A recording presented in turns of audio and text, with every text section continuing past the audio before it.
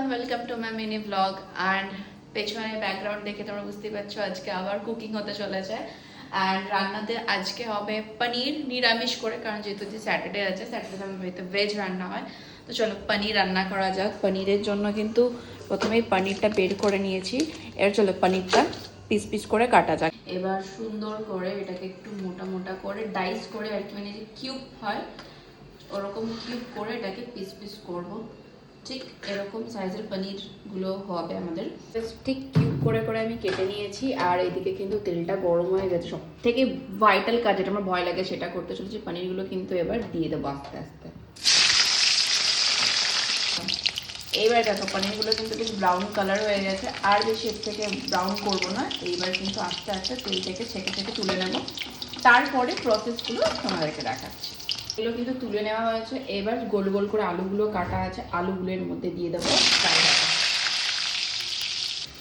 আলুগুলো কিন্তু বেশ এবার একটু ফ্রাই হয়েছে। ঠিক আছে, আলুগুলো কিন্তু বেশি ফ্রাই হয়ে গেছে। এবার এর মধ্যে দিতে হবে মশলাটা। এই যে মশলাটা মা পেস্ট করে নেওয়া, কি দিয়েছো মশলাটার মধ্যে? জিরে আছে, আদা আছে, লঙ্কা আছে, দুটো কাজু আছে, ব্যাস, আর কাঁচা লঙ্কা, টমেটো। অনেক কিছু দেওয়া আছে, অনেক কিছু দেওয়া আছে যাতে আর কি মানে কালারটা ভালো। অ্যাকচুয়ালি তো নিরামিষ রান্না, তো এত কিছু না দিলে তো ধরো বাকিগুলো ভালো লাগবে না খেতে। তো এই যে মশলাটা দিয়ে দিলাম। এবার কিন্তু এর মধ্যে যাবে হলুদ, লবণ আর একটু আছে ধনে গুঁড়ো। হালকা এর মধ্যে দিয়ে দিলাম। এইবার চলো এটাকে কিন্তু কষানো যায়। আর এটা কষে গেলে এর মধ্যে একটু জল ঢেলে দিতে হবে। মশলাটা অনেকটাই কষা হয়ে গেছে। এবার কিন্তু ভেজে রাখা পনিরগুলো সব এর মধ্যে দিয়ে দিলাম। এবার এটাকে হালকা একটু মিক্স করে নেব। আর এদিকে কিন্তু গরম জল করতে দেওয়া হয়েছে, কারণ গরম জল তরকারি দিলে নাকি বেশি টেস্ট হয়। তো সেইভাবে এটা মিক্স হয়ে গেলে এইবার গরম জলের রিস্কটা মাই নেবে। মা এবার এর মধ্যে ঢেলে দেবে, মা জল ঢেলে দেবে। বাস এইবার বাস বয়েল হয়ে গেলেই রেডি আজকে পনির।